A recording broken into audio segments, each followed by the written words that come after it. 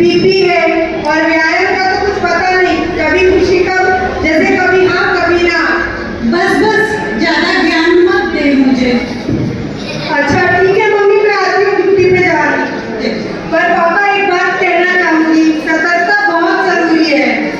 हाँ हाँ ठीक है, और आज शाम में मेरा चटपटा खाने का भी मन कर रहा है। पूरे दिन बस ये ला वो ला, ब्रेड ला, बटर ला, बहुत अच्छी से घी लगा, ये कम देती है, ये कम देती है, लो खाओ। क्या हुआ? अरे अरे कोई नीतू को बुलाओ। अरे क्या हुआ आपको? अरे अरे तुमको देखा नीता, उषा जल्दी आप इनको अच्छे से लेकर आओ। अरे कुछ नीतू ने तुम्हें बताया था, ऐसे कुछ हुआ था तो कुछ जल्दी कर, एम्बुलेंस को बुलाओ जल्दी से। इसीलिए कहते हैं सीरिया की जानकारी है जरूरी, ताकि मौत से बनी रहे कुछ समय की दूरी।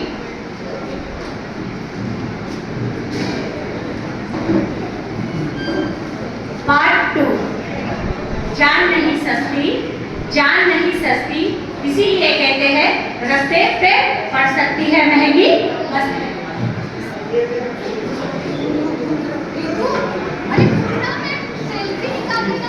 अरे देखो सेल्फी नहीं पड़ी है, मुझे बहुत काम है आज।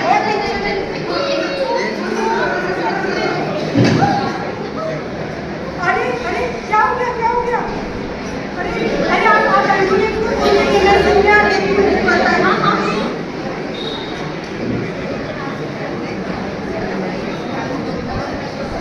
इसीलिए नजर हटी दुर्घटना घटी, दुर्घटना से तो देर बनी।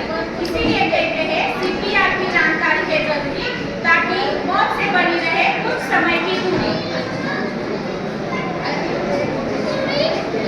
श्रेया, अरे श्रेया, ये कब से बोले जा रहे हैं हम सीपीआर सीपीआर सीपीआर, ये सीपीआर क्या है?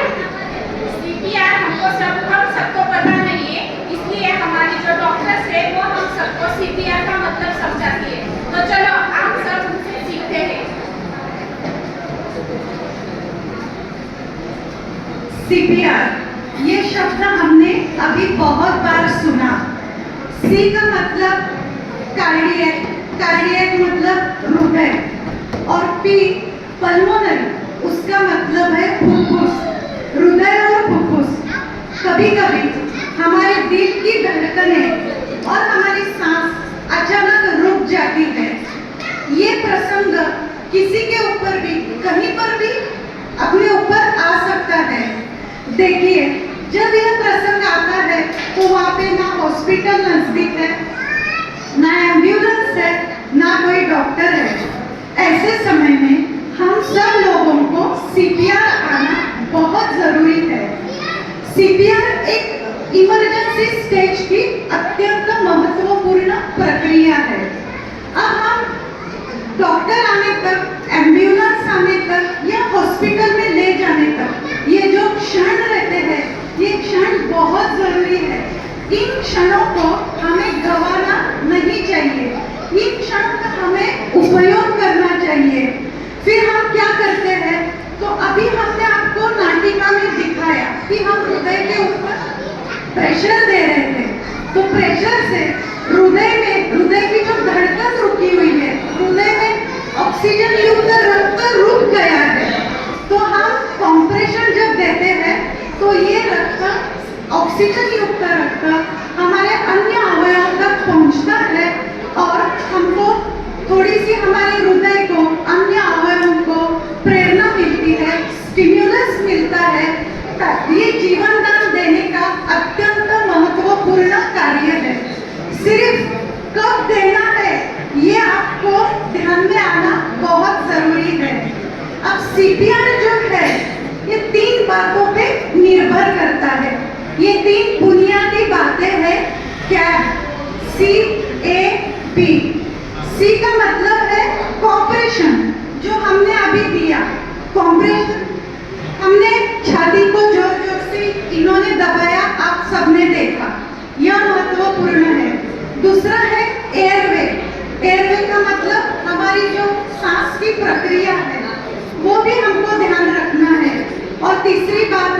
ब्रीदिंग यानी श्वसन। श्वसन का हमें ध्यान रखना है, ये महत्वपूर्ण है। सीपीआर हम सबको समझना चाहिए, आना चाहिए। लेकिन सीपीआर करने के पहले हमें 7 चरण समझना जरूरी है। हर एक कोई भी अचानक बेहोश हुआ तो हम उसको सीपीआर नहीं दे सकते। बेहोशी अलग है, सीपीआर कार्डियक अरेस्ट अलग है। तो मैं आपको 7 चरण बताने वाली हूँ। मैं यहाँ पे भले ही धीरे बता रही हूँ, लेकिन उस टाइम इतना धीरे से नहीं करना है। 7 चरण फटाफट करने पड़ेंगे, तब हम समझ पाएंगे। पर पहले बेहोश है या कार्डियक अरेस्ट है, ये जानना बहुत जरूरी है, क्योंकि कभी कभी उपवास में, हाइपोग्लाइसीमिया में चक्कर आके गिर जाते हैं धूप में, डिहाइड्रेशन की वजह से। तो अब पहला चरण सुनिए सीपीआर के लिए। सबसे पहला चरण है आजू बाजू की स्थिति को देखना कि पेशेंट को वहाँ पे लेटा सकते हैं कि नहीं, क्योंकि बैठे बैठे सीपीआर दे नहीं सकते। पेशेंट को सबसे पहले सतह हार्ड सरफेस पे, ठोस सरफेस पे लेटाना पड़ता है, उसको पीठ के बल लेटाना पड़ता है, उल्टा नहीं। दूसरा ये देखना जरूरी है कि वो बेहोश है या कार्डियक अरेस्ट है, उसकी प्रतिक्रिया जानना जरूरी है। उसको हिलाएंगे, जोर से आवाज देंगे तो उसका कुछ रिस्पॉन्स मिल रहा है कि नहीं। उसके बाद आसपास के लोगों को मदद के लिए बुलाएंगे, लेकिन ये भी ध्यान रखना है कि वो थोड़ा दूर रहे ताकि वेंटिलेशन प्रॉपर है।